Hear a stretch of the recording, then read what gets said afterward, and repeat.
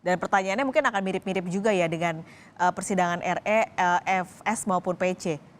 Oh, bukan mirip lagi, emang sama kan, ngapain kalau tata mirip-mirip ya, karena yang dari 12 ini kan hanya membuktikan adanya perampasan kemerdekaan yang dirampas perampasan nyawa yang dirampas atau menghilangkan nyawa tadi adalah J. Nah, J ini diketahui oleh ketika di Jambi oleh keluarganya, misalkan tante yang nerima, orang tuanya tahu, kemudian juga yang dari dinas kesehatan keluarganya juga, oh ada sayatan, ada luka. Nah, mungkin sejauh itu yang akan diketahui. Itu fakta persidangan ya, akan menjadi apakah menjadi fakta hukum atau tidak, atau hanya sebagai pendukung latar belakang gitu. Oke, indikatornya nanti ketika ini bisa jadi fakta persidangan ataupun nanti bisa jadi fakta hukumnya itu apa, Kang Asep? Jadi fakta persidangan itu menjadi fakta hukum dari apa? Kan di persidangan semua nanya tuh, segala macam ditanyain. Yang ada relevansinya, yang ada signifikasinya supaya kemarin hanya lagi hubungan orang tuanya itu udah keterlaluan, mohon maaf saya sampaikan ya. Nah, tapi nanti ketika jadi fakta hukum itu larinya ke dakwaan. Nah, dakwaan itu adalah barang siapa yang 38 ya, merampas nyawa orang lain ya. Nah, kalau yang 340 ya, subsidiarnya ditambah ada perencanaan. Jadi akan lari di situ, barang siapa orangnya udah jelas, ini terbukti, yang membunuh, yang menyuruh ikut serta. Nah, dengan sengaja, oh dia mengetahui dan menghendaki. Jadi cerita-cerita sampingan-sampingan kelak tidak akan muncul dalam fakta hukum.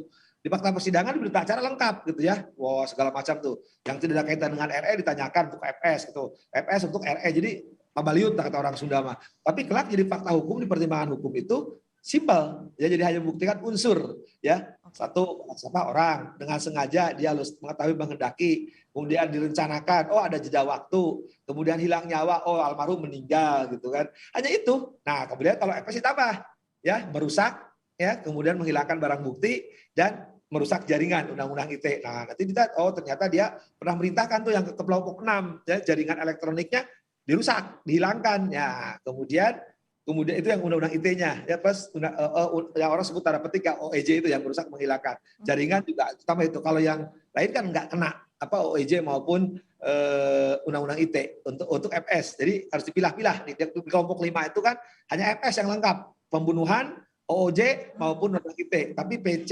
RM, KM tidak, hanya pembunuhan plus RE juga sama gitu kan. Jadi saksi-saksi ini nanti lebih banyak berarti penghilangan nyawa gitu kan, merampas orang. Nantinya tapi yang akan dijadikan pertimbangan majelis hakim memutuskan adalah fakta hukum berarti ya Kang ya, bukan fakta persidangan?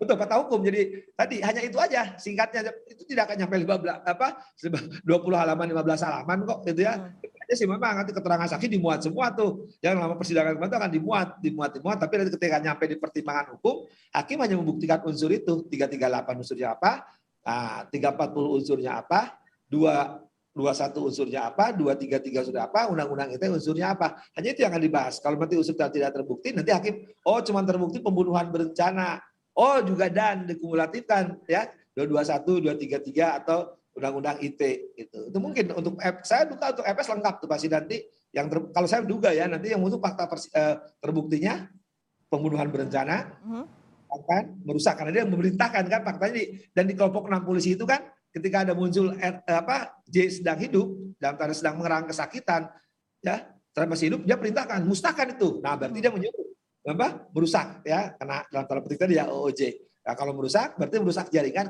otomatis undang-undang ITE juga untuk FS saya duga itu. Tapi kalau untuk sidang sekarang KM maupun RR, nah dia kan hanya di tempat kejadian ketika berlangsungnya pembunuhan itu apa yang dia lakukan. Atau kalau KM akan ditarik hubungannya ketika dia mengatakan jangan ada duri di dalam ini. Laporkan aja Bu PC sama Bapak. Nah, itu juga mungkin akan diperdalam nanti dari saksi yang tahu gitu kan. Nah, tapi kan itu yang tahu nanti karena disatukan kan harusnya KM sebagai terdakwa, RR yang ditanya sebagai saksi. Cuma sekarang dua-duanya statusnya terdakwa. Nanya sebelahan nggak tahu itu saya bilang dari tadi keberatan saya disatukan karena RR sama KM nanti akan pertukaran posisi ya sebagai terdakwa dan saksi. Kalau sekarang disatukan terdakwa nanti posisinya sebagai RR di saksi harusnya. Nah, ketika dihadapkan, bahasa hukumnya bukan konfrontir ya, dihadapkan satu lain itu agak membingungkan nanti pemeriksaannya. Ketika nanti yang satu jadi saksi, yang satu jadi terdakwa gitu. Jadi sekarang dua-duanya terdakwa kan? Iya. Kalau suruh tanya-tanya dikiranya main sultan. Nah. Tapi kalau melihat pemeriksaan dari kemarin begitu ya ketika FS dan juga PC diperiksa sebagai terdakwa. Dari penasihat hukum Ferdy Sambo dan juga Putri Chandrawati ini kan masih terus mendorong motif soal kekerasan seksual ini menjadi motif utamanya dan jadi latar belakang kenapa ini akhirnya bisa terjadi. Ini gimana nantinya Kang Asep supaya bisa membuktikan gitu kalau motif ini benar karena kan sudah tidak ada juga saksi yang bisa menguatkan cerita ini.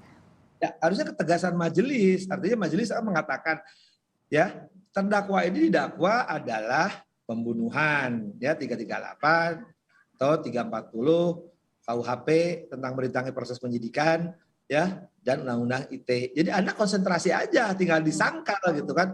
Jadi ini kan masalah sekali lagi masalah penghilangan nyawa, urusan mayat.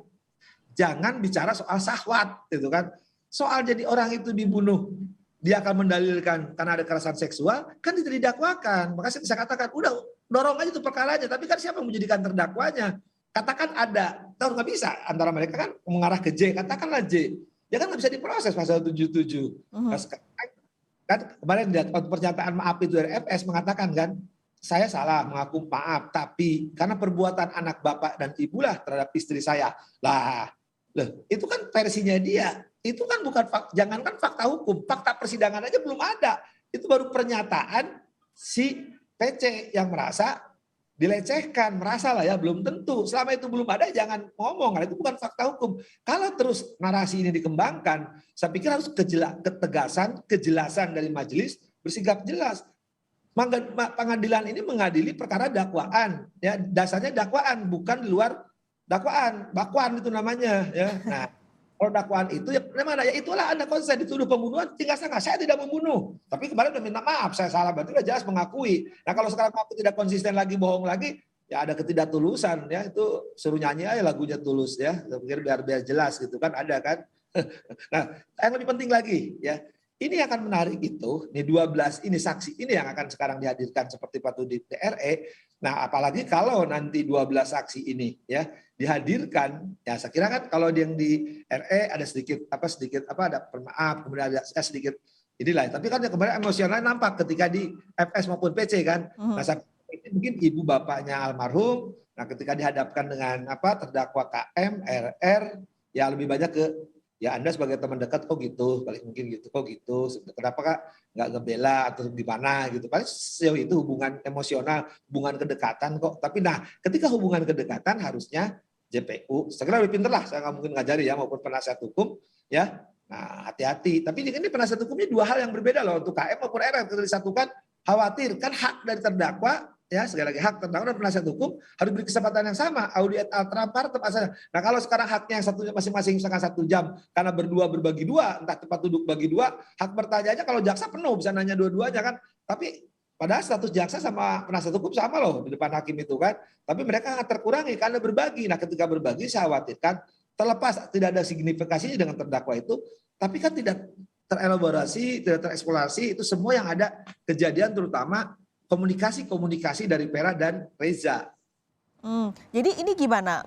Karena udah digabung gitu kan ya Kang, ini mau nggak mau ya memang harus dijalankan. Nah untuk bisa memaksimalkan tadi yang dikhawatirkan Kang Asep, harus bagaimana nanti di persidangan hari ini?